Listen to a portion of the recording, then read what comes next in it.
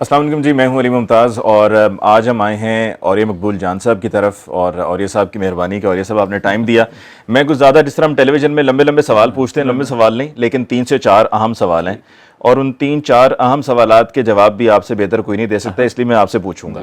سب سے پہلے تو ہم یہ بات کریں گے یورپین پارلیمنٹ میں جو توہین رسالت کے قانون پر تنقید کی گئی، پھر اس کے بعد ابھی تک جو سعد رضوی صاحب کو رہانی کیا گیا اس پہ بات کریں گے.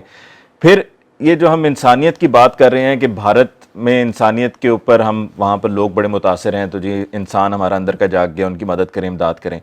اور پھر آخر میں یہ کہ یہ ویکسین جو لگ رہی ہے یہ کیا ٹھیک ویکسین ہے یا ڈرامہ ہے یا کوئی 2 نمبر ہی ہے اس میں. تو سب سے پہلے ہم شروع کرتے ہیں یورپین پارلیمنٹ سے. یہ توہین رسالت کے قانون پہ وہ تنقید کرتے ہوئے جو ایک ایکسپیکٹ کیا جا رہا تھا یا جو کہا جا رہا تھا کہ جی وہاں پر مسئلہ کھڑا ہو جائے گا، ہمارا وہاں پر جو جی ایس پی وہ پلس سٹیٹس ہے اس کے اوپر کوئی نہ کوئی رکاوٹ آ جائے گی، ہماری ایکسپورٹس ہوتی ہیں، ایکسپورٹس میں روک دیا جائے گا، پھر اس کے نتیجے میں ہمارے ہاں ڈالر مہنگا ہوگا، بجلی مہنگی ہوگی، مہنگائی ہوگی. تو یہ یورپین پارلیمنٹ نے جو کیا یہ دیکھیے پاکستان میں نا ہر چیز کو نا آؤٹ آف پروپورشن بنا کے پیش کیا جاتا ہے کہ مطلب یہ ہو جائے گا، وہ ہو جائے گا. پہلی بات یہ ہے کہ یورپین یونین کا کانسٹیٹیوشن آپ اٹھا کے پڑھ لیں، یورپین پارلیمنٹ جو ہے وہ بائنڈنگ کلازز کے اندر ہے ہی بہت کم. ہر ملک جو ہے اپنی پالیسی کے حساب سے خود علیحدہ ہے اور وہ کرتا چلا ہے. فارن پالیسی کے حساب سے کوئی بھی کچھ کر سکتا ہے. نیٹو کے اندر تھوڑی سی بائنڈنگ آتی ہے ان کے ہاں، لیکن یورپین یونین کے اندر صرف یہ ہے کہ انہوں نے ایک پالیسی فریم کر کے طور پہ رکھا ہے 3-4 چیزوں کے لیے. ایک تو یہ ہے کہ وہ اپنے مسائل جو ہیں وہ ڈسکس یہاں کریں گے. دوسرا یہ ہے کہ وہ اس پورے کے پورے اس علاقے میں ایک کرنسی اور ایک اکنامک نیڈس کا. بریکسٹ سے کوئی نکلنا چاہے نکل گیا، چلا گیا. یورپ کا جو پورا یہ علاقہ ہے چھوٹا سا، اس کا ایک مزاج ہے 200-300 سال سے چلا آ رہا، جس کا اوریجنیٹر جو تھا وہ فرانس تھا. جب کروسیڈز ختم ہوئی ہیں تو پادری بہت امیر ہو گیا تھا، اتنے جائیدادیں بن گئی تھی، جہادی فنڈ بڑا گیا تھا ان کے پاس، ہر بندے نے ایک بنایا ہوا تھا. آخری جو کہتے ہیں کہ بیلجیم میں ایک 12 سال کا لڑکا تھا، تو اس نے کہا تھا کہ بڑے بوڑھے تو فیل ہو گئے تو ہم چلتے ہیں. تو اس نے ایک بڑی سی کارٹ بنائی ہوئی تھی، حضرت عیسیٰ مریم کی تصویریں تھیں، اور اس نے بچوں کو جمع کو 4 لاکھ بچے جو تھے 12 سے لے کے 19 سال تک جمع کیے. مالٹا میں جا کر گئے تھے، آگے ہم یروشلم فتح کریں گے، کوئی 2-2.5 لاکھ اس میں مر گئے اپنا کیا نام ہے ویدر میں، اور باقی کو لوگوں نے غلام بنا کے لے گئے وہاں. لیکن چرچ جو تھا بہت امیر ہو گیا، اس کے خلاف ایک موومنٹ چلی بڑی زبردست، اور وہ موومنٹ جو تھی نہ صرف چرچ تک رہی، اینٹی ریلیجنس موومنٹ ہو گئی، جس کا ٹیکسچر جو تھا وہ سیکولرزم اور لبرلزم، والٹیئر اور یہ سارے لوگ جتنے بھی تھے، روسو، اور ان لوگوں کے ساتھ ان کی محبتیں اور عقیدتیں اتنی زیادہ لوگوں کی بن گئی تھیں کہ انہوں نے ان کو پیغمبر کی سطح پہ سمجھ لیا تھا. مثلا روسو جو ہے اس کی ایک کتاب آئی تھی مائی کنفیشنز، اس نے بہت کچھ لکھا، میری والدہ کے ساتھ تعلقات تھے، فلانے تھے، یہ تھے، وہ تھے، اور اس وقت کنگ کے خلاف موومنٹ چل رہی تھی. اس نے وہ کتاب جب کی تو لوگ کہتے ہیں روسو کی لکھی، کنگ نے خود لکھ کے نا چھپائی. یہ لیول وہاں مس فرانس کا ایک مزاج ہے.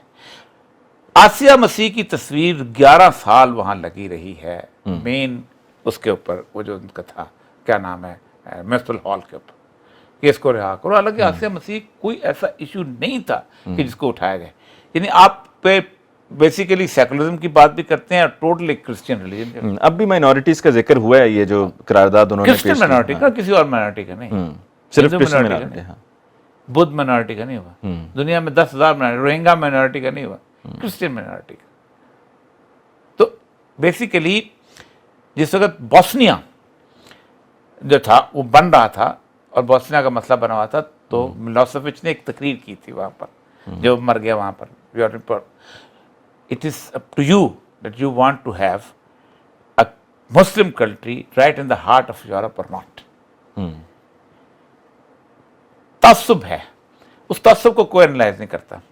یہ پورا کا پورا جو کرسچن یورپ ہے، اس کا ہیڈ جو تھا وہ ٹرکی ہوتا تھا. یہی میں کہنے والا تھا کہ شاید اسی وجہ سے جب یورپین یونین کی ایکسپینشن ہوئی تھی تو اس میں ٹرکی کو نہیں شامل کیا گیا. میں عرض کرتا ہوں، میں ایک دفعہ میں میری جو اسٹاف کالج کی ٹریننگ تھی وہ فرانس میں تھی، تو ہم فرانس کے اسٹاف کالج بیٹھے ہوئے. فرانس میں جو بیوروکریسی بہت اسٹرانگ ہے. یہ جتنے جو بڑے سرکوزی یہ سارے بیوروکریٹ تھے، یہ ڈی سی ہوتے تھے، پریفے تھے، اور ان کو اجازت ہے الیکشن لڑنے کی، تو وہاں سے الیکشن لڑتے تھے، پھر اوپر آ جاتے تھے. مترا شترا سب وہیں سے آئے. تو میں وہاں لوگوں کو وہ پڑھا رہے تھے انگریزی، تو میں نے کہا انگریزی تم کیوں پڑھا رہے ہو اس کو؟ تو اس نے کہا یہ صرف برسل کے لیے پڑھاتے ہیں، فرانس میں صرف فرینچ بولیں گے۔ تو وہاں اس نے بات کرتے کرتے مجھے کہا کہ میں جب پاکستان میں امبیسڈر تھا تو مجھے کسی نے کہا واگا بارڈر چلتے ہیں، تو میں نے کہا میں ایسی جگہ نہیں جاتا ہوں جہاں ایک آرٹیفیشل سی انہوں نے دیوار بنا کر کھڑی کی ہوئی ہے، ایک طرح کے لوگ ہیں، ایک تک سب ایک صرف اس ریلیجن کے بنا۔ تو میں نے سے کہا، میں نے کہا ایکسلینسی مجھے ایک چھوٹے سوال کا جواب دیں کہ آپ کے پورے یورپ کا کم از کم 700-800 سال تک لیڈر اور ہیڈ کون رہا ہے؟ تو وہ ہے کانسٹنٹینوپل، جہاں سے کنسٹنٹین آیا اور سارا کچھ ہوا، جہاں لاسٹ آرتھوڈاکس چرچ جو تھا وہ آیا صوفیہ میں تھا، جس کو نکالا انہوں نے آ کے آپ کی اپنی قوم کوکیشین، میں نے کہا انہوں نے 110 سال لگائے کم از کم اتاترک نے، مونچھیں شیو کی، اذان ترکی میں دی، نائٹ کلب کھولے، کیا کچھ نہیں کیا آپ ساتھ ملنے کے لیے۔ اور میں نے کہا جس وقت آپ کے پاس آئے کہ ہمیں لے لو، تو میں نے کہا آپ کا بھی تو واگا بارڈر ہے نا باسفورس پہ، اس سے بڑا واگا بارڈر کیا ہے؟ اور تو کوئی نہیں، کہ نسل ایک رنگ۔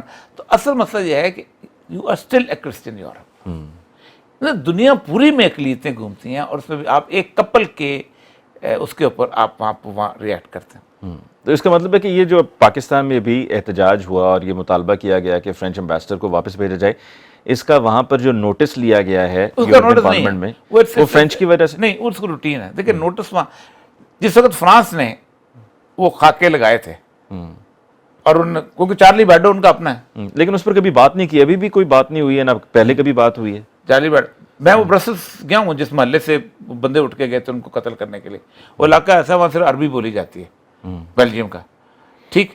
تو اس وقت کبھی کسی نے ریئیکٹ نہیں کیا، خود بیلجیم نے کبھی 29 ملک ہیں، کیا فرانس کے ان خاکے لگانوں کے ساتھ کسی نے یکجہتی کا اظہار کیا کہ ہم بھی لگاتے ہیں تمہارے چارلی بیڈو مر گئے؟ تو یہ ہم نے ایک ہوا بنایا ہوا ہے، بیسیکلی ایسی بات نہیں ہے۔ یہ جو ایشو ہے نا، یہ بیسیکلی اس کو جیسے فیٹف ہے نا، فیٹف کو ہم پورٹرے کرتے ہیں جان بوجھ کے اپنے لوگوں کو چھری پھیرنے کے لیے۔ ٹھیک ہے، فیٹف آپ اٹھا کے پڑھ لیں، میرا چیلنج ہے، سوائے ایک چیز کے اوپر، فیٹف کی جو باڈی ہے اٹ از فار ویجیلنس، اس کے اندر کوئی تصور ہی نہیں ہے کسی کو کہے کہ تم یہ کرو یا نہ کرو، یہ ایک آرگنائزیشن بنائی گئی ہے، صرف ایک کام کر سکتی ہے کہ آپ اگر فیصل آباد کے تاجر ہیں اور آپ نے ایک ایل سی کھلوانی ہے تو ایل سی میں آپ کا اگر 1 مہینے میں پیمنٹ ہوتی تھی تو 3-4 مہینے لگ جائے گی، اور کچھ ٹھیک، صرف سرمایہ دار کو نقصان ہوگا۔ اچھا، آپ جی ایس پلس جو ہے یہ پہلی دفعہ ہوا ہے، جب آپ ایٹم بم بنانے چلتے ہو اس وقت آپ دنیا جہان کی پابندیاں لے لیتے ہیں، اس وقت تو آپ کا ہر چیز بند ہو جاتی ہے، اس وقت تو آپ کا پریسر امینڈمنٹ بھی آ جاتی ہے، اس وقت سارا کچھ ہے، اس وقت کسی کو یاد نہیں ہوتا کہ ہمارا دنیا میں وہاں بنایا ایٹم بم، تو اس کا مطلب رسول اللہ صلی اللہ علیہ وسلم کی حرمت جو ایٹم بم سے بھی کم ہے۔ صحیح کہا۔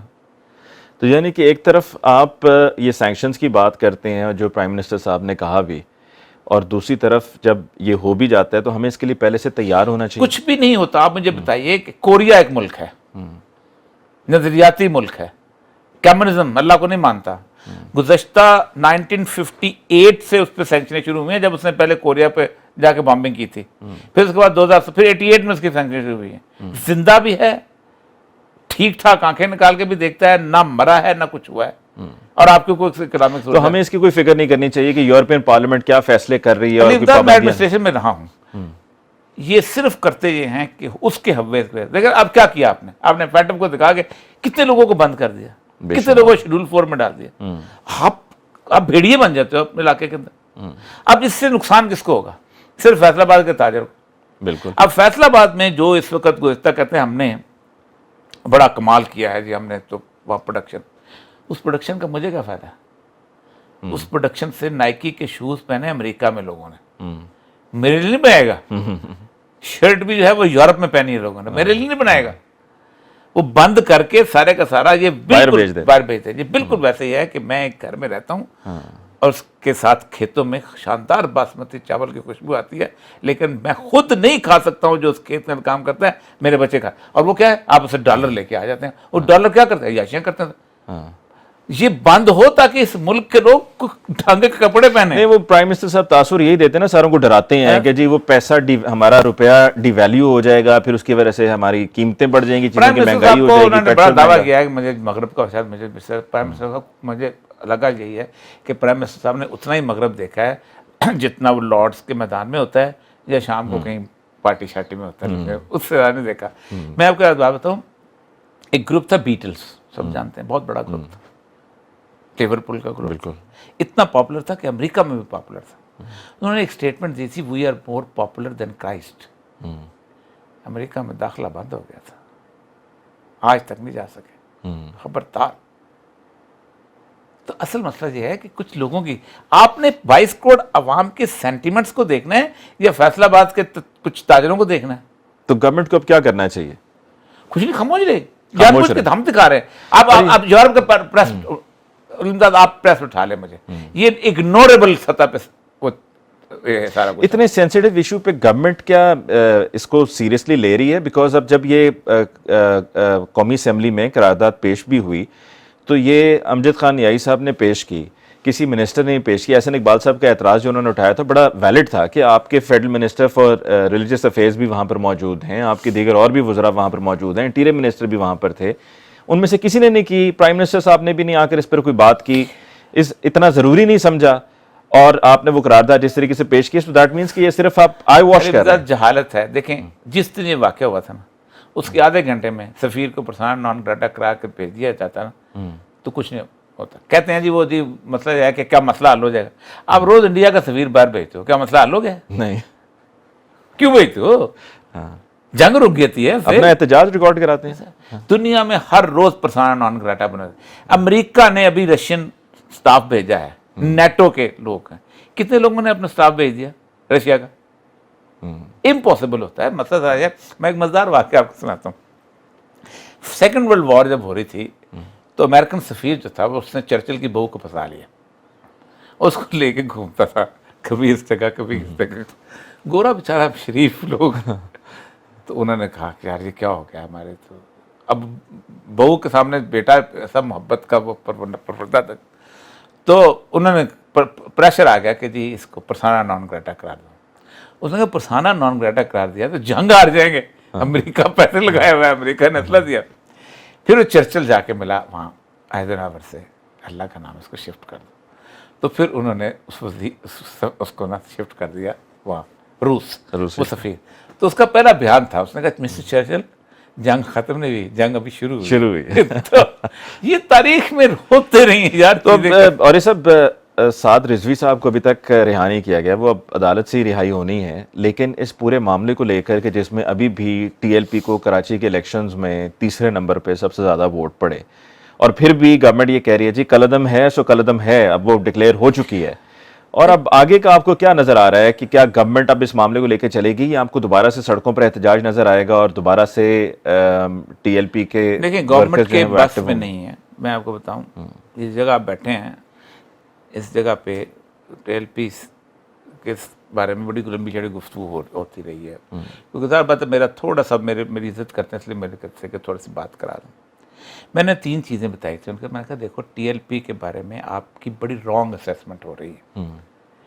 علامہ خادم رضوی کے ساتھ, خادم رضوی صاحب کے پیچھے 4 یا 5 مولوی ہیں, مولوی کوئی نہیں ہے. سارے بریلوی مولوی ان کے خلاف ہیں کہ یہ سیاسی نعرے لگاتا ہے. آخری جو لڑائی ہوئی تھی وہ حامد رضا کے مدرسے میں فیصل آباد میں ہوئی تھی, انہوں نے نکال دیا تھا. سارے پیر کہتے ہیں یہ ہمارے بندوں کو لے کے وہاں چلا گیا. ٹھیک ہے. اس کے پیچھے ایک آپ کہتے ہیں کتنے کون سے, اس کے پیچھے کوئی مدرسہ نہیں, کون سا مدرسہ بند کرو گے؟ اس کے پیچھے ایک روایت ہے پاکستان کی, جس روایت کو بنیادی طور پر عزت دی ہے قائد اعظم محمد علی جناح اور علامہ اقبال نے, وہ روایت ہے غازی علم دین کی. ان کا مقدمہ لڑا قائد اعظم نے, اور علامہ اقبال نے باقاعدہ میاں والی سے جست خاکی منگوایا اور لاہور میں دفن کیا, اور ذمہ داری لی کہ ایک پتھر بھی نہیں ٹوٹے گا. اور کھڑے ہو کے انہوں نے قبر پہ کہا تھا کہ ہم تو تیرے ترخانوں کا بیٹا بازی لے گئے. یہاں ہر بندہ ترخانوں کا بیٹا بننے کے چکر میں. ٹریڈیشن یہ ہے کہ اختر شیرانی شراب پی رہا ہوتا ہے, گالیاں نکال رہا ہوتا ہے, کوئی کسی کو بھی مذہب کی باتیں, اچانک ایک آدمی رسول اکرم کی بات کرتا ہے, شراب کی بوتل اٹھا کے اس کو مار دیتا ہے کہ تم مجھ سے میری آخری متاع چھیننا چاہتے. یہ ہے کراؤڈ، یہ ہے سینسٹیوٹی. میں نے کہا تم کچھ بھی کر لو نہیں ہوگا.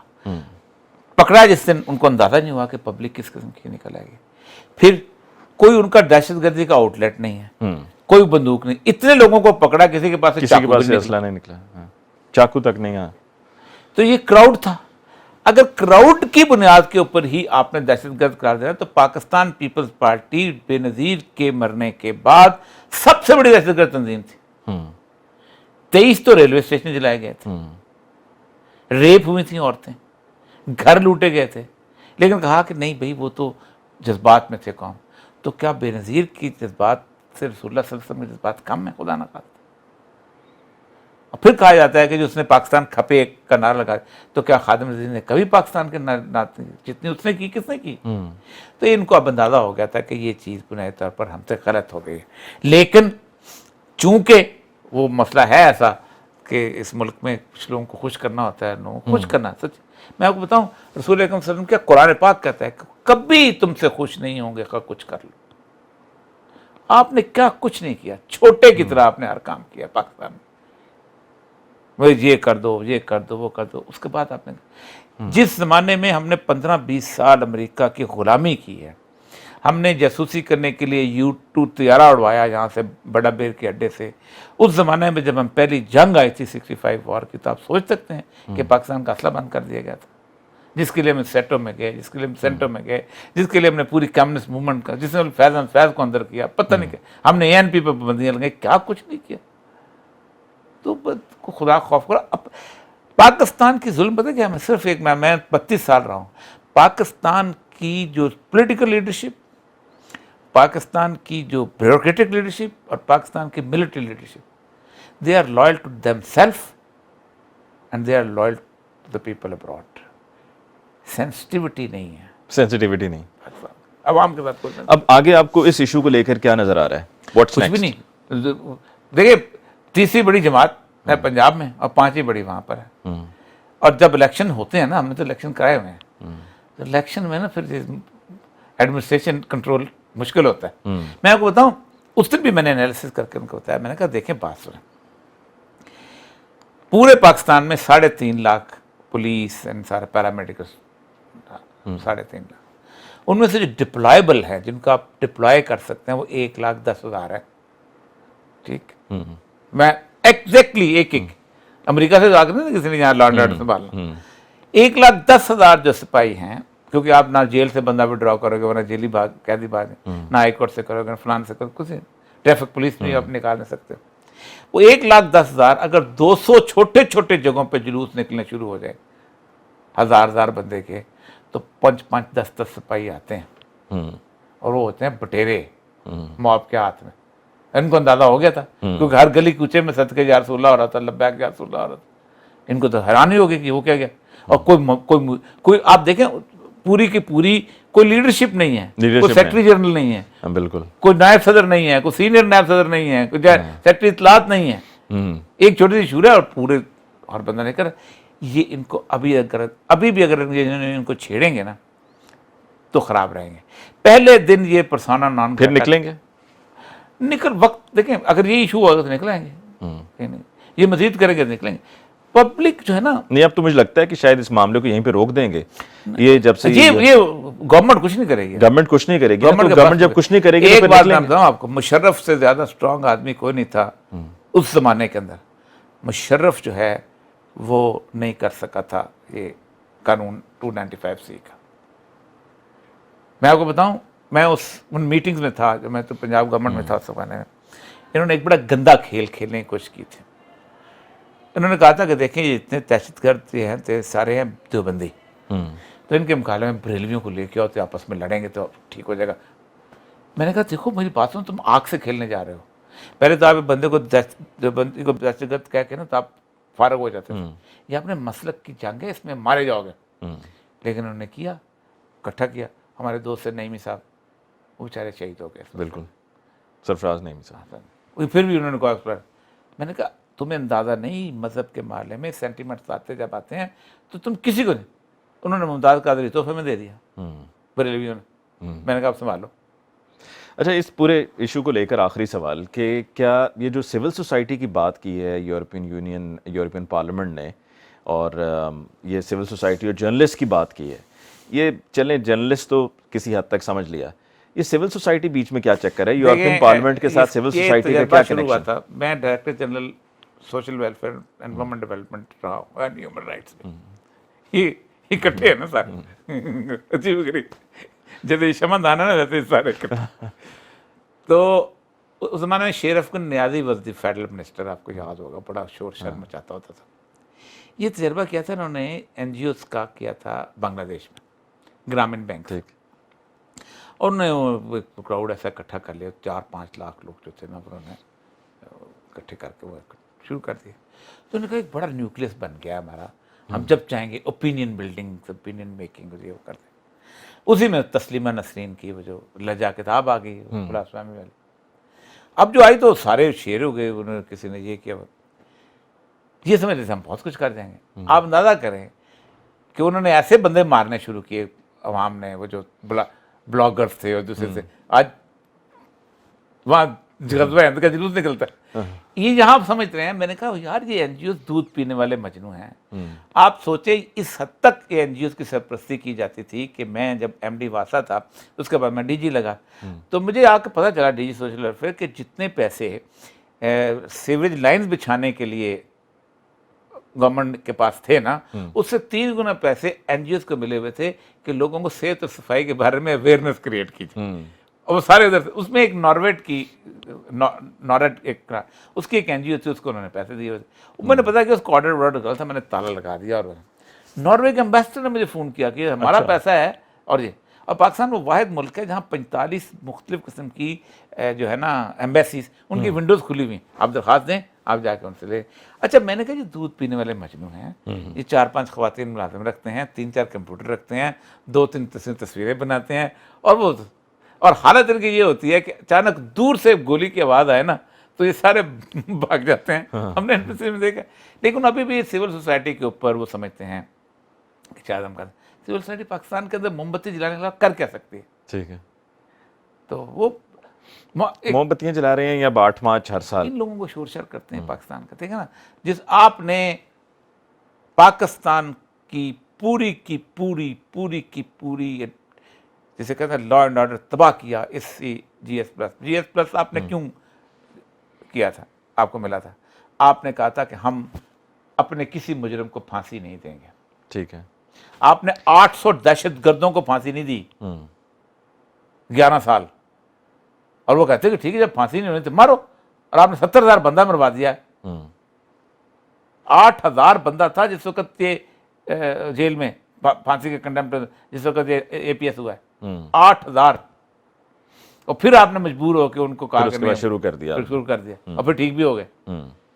کنٹرول تو آپ نے نائکی کے شوز تو وہ تو بیچ لیے، لیکن 70,000 بندہ مروا دیا جی ایس پلس لینے کے لیے۔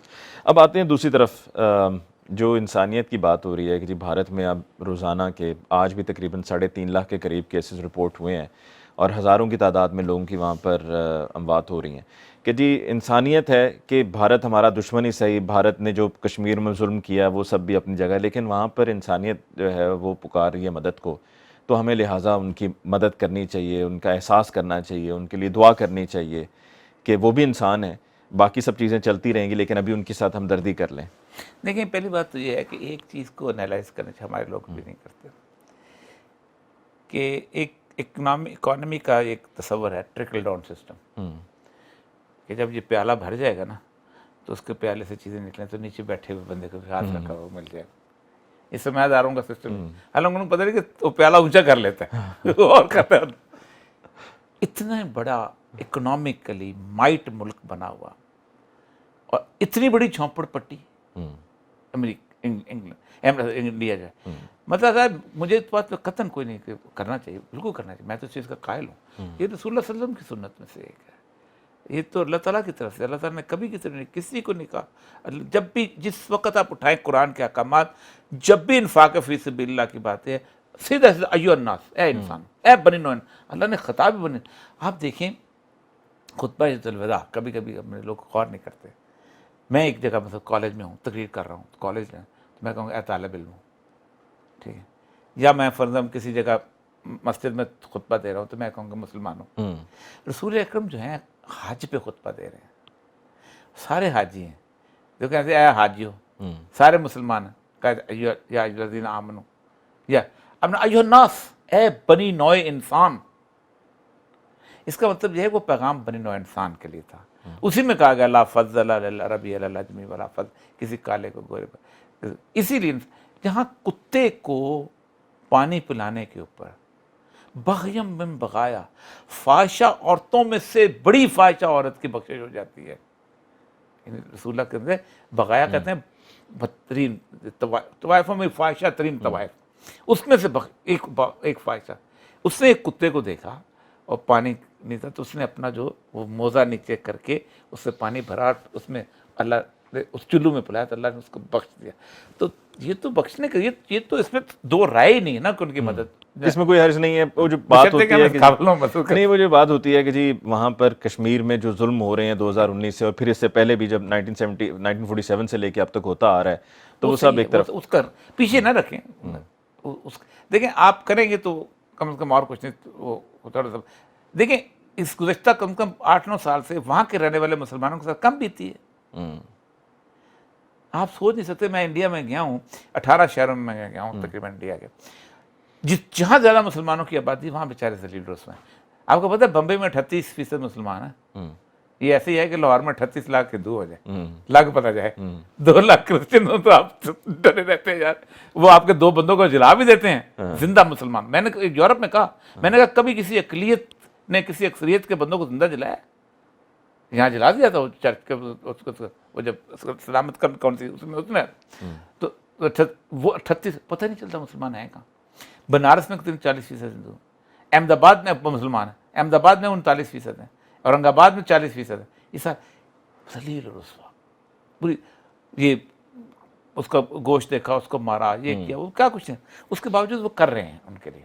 کہتے ہیں نہیں میں اٹھاتا بھائی, یہ مسلمان کی خصلت ہے, یہ کرنا چاہیے. دیکھیں پرور صغیر نے اسلام پھیلا ایک چیز سے, اور میں کہتا ہوں اسٹڈی میں نے پوری جو کی وہ ہے لنگر. کیونکہ جب صوفیاء یہاں پر آئے نا, ان کو یہ ایک بات پتہ چلا کہ دیکھیں یہ عجیب و غریب مذہب ہے.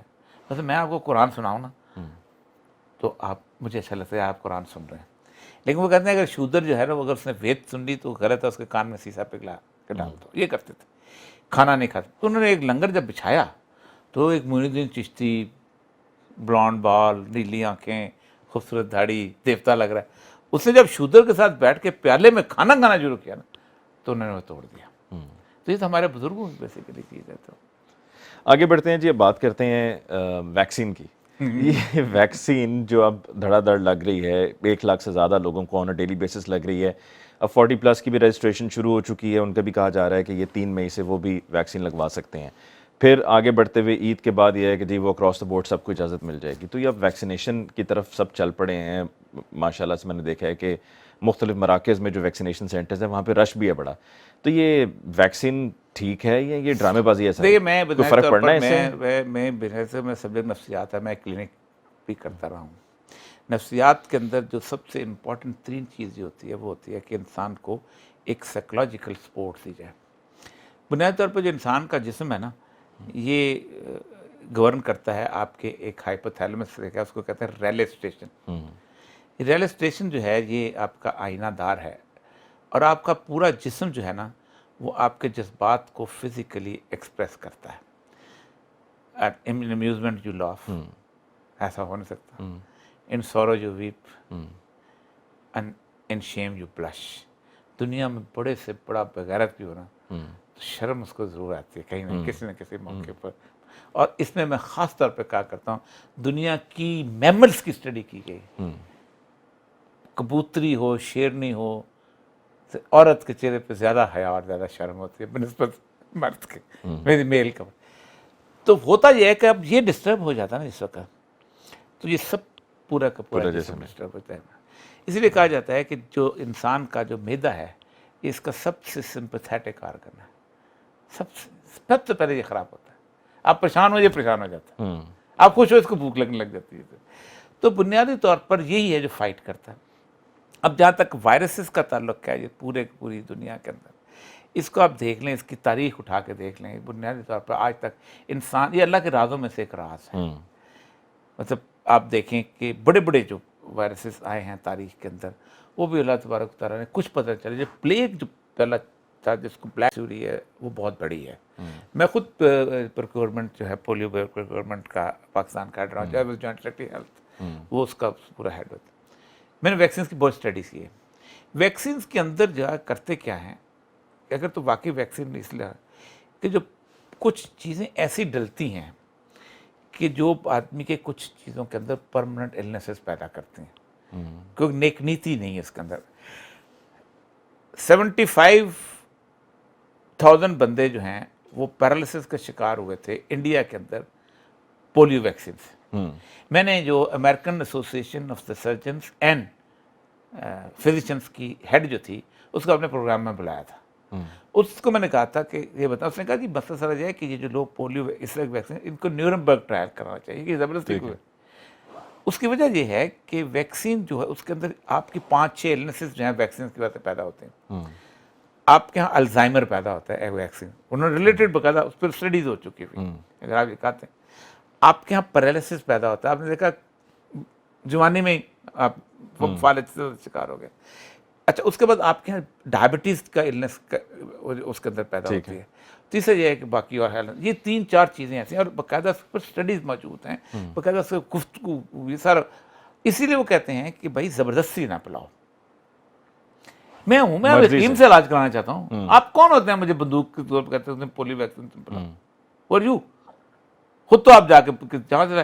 تو یہ بنیادی طور پر پاکستان میں یہ ویکسین کہیں وہ تو نہیں ہے جو کہہ رہے ہیں کہ جی چپ انسرٹڈ, نہیں وہ سلسلہ ہے. یہ باڈی میں آپ کو بھی اسٹڈی کرے نا, تو اس کے اندر جو چیزیں مطلب صابن ہے, تیل ہے, پتہ نہیں کیا کیا چیزیں ملی ہوئی تھی. نہیں, وہ جو ایک سارے کنسپیریسیز ہیں, جیسے کہ آپ نے خود بھی کہا ہے کہ ویکسینز کو لے کے بہت سی زیادہ کنسپیریسیز ہیں. اس کے پیچھے کہتے ہیں پوری کی پوری ڈرگ انڈسٹری بنی ہوئی ہے. دیکھیں نا, آپ ایک برس کا علاج کر لیتے ویکسین کے بعد, وہ ہو گیا. لیکن آپ کو کچھ ایسے امراض چاہیے لا علاج ہوں, جس کے لیے آپ مستقل انسولین ہم نے مستقل بنانی ہے, پوتے کو بھی فیکٹری تحفے میں دینی ہے. تو ڈائبٹیز کے مریض ہوں گے تو پہلے کیوں نہیں ہوتے تھے؟ دیکھیں نا, مسئلہ سارا یہ ہے کہ پینڈیمک جو ہے نا, وہ اینڈیمک میں اندر بدلی کیسے ہے. بدلی اس لیے ہے کہ آپ نے اس کو, یہ ساری کی ساری بیماریاں جو ہے نا, یہ جو ہائپر ٹینشن ہے, یہ جو السر ہے, یہ جو ڈائبٹیز ہے, اس کے بعد آپ کے جو کیا نام ہے پیرالسس, جو کلاٹس وغیرہ جیسے, یہ ساری کی ساری جو ہیں یہ برین کی ڈسٹربنس سے ہے. دیکھیں نا, میں آپ کو مثال آپ کو دیتا ہوں. آپ کسی خوف کا شکار ہے تو کیا ہوگا؟ آپ کے ہاتھوں کا پسینہ آئے گا, آپ کا پیشاب تیزی سے آئے گا, آپ کا دل. اگر آپ مستقل خوف کا شکار ہے تو مستقل ہاتھ کا پسینہ آئے گا نا, مستقل پیشاب تیزی بنے گا, مستقل آپ کا. تو بیسیکلی ہائپوتھیلیمس آپ ڈسٹرب کر دیا, برین کی جو پچٹری انپراپر ہارمون سے, اس کو کہتے ہیں سائیکوسمیٹک, اور سارے سائیکوسمیٹک میڈیسن. یہ بہت بڑی سائنس ہے, یہ بہت بڑا وہ جو کہتے ہیں ریکٹ ہے. آپ کبھی پاکستان کے اندر بھی ایک ہینٹ میں دے دیتا ہوں, پاکستان کی جو پروکیورمنٹ ہے ویکسین کی, یہ براہ راست یہ جو پولیو ویکسین کی گیٹی, یہ ان کو کہیں گے جی آپ WHO کو چھوڑ کے آپ براہ راست سیکرٹری ہیلتھ کریں, آپ کو لگ پتہ چل جائے گا کہ کہاں سے کہاں کا پیسہ آ رہا ہے, معاملہ کہاں سے کہاں شروع ہے, اور کون کس کی جیبوں میں کہاں سے پیسہ آ رہا ہے, اور کس کو کہاں پر پیسہ دیا جا رہا ہے. تو چلیں آج کے پھر ڈسکشن کو اس پر ہم ریپ اپ کرتے ہیں کہ جو ویکسین کی آپ نے بات کی ہے, یہ صرف آپ کے خوف دور کرنے کے لیے اور ایک تسلی ہے. تو ایک تسلی ہے, ٹھیک ہے جی. اس کے ساتھ ہی مجھے علی ممتاز کو دیجیے اجازت. اور یہ صاحب کو بہت بہت شکریہ, آپ کا وقت لیا ہم نے. اور یہ صاحب سے یہ جو 2-3 اہم سوالات تھے ویکسین کو لے کے, انسانیت کو لے کے, اور پھر جو بھی یورپین پارلیمنٹ, یہ بہت ضروری تھا, جس پہ اور یہ صاحب نے اپنے خیالات کا اظہار کیا. مجھے دیجیے اجازت, اللہ نگہبان.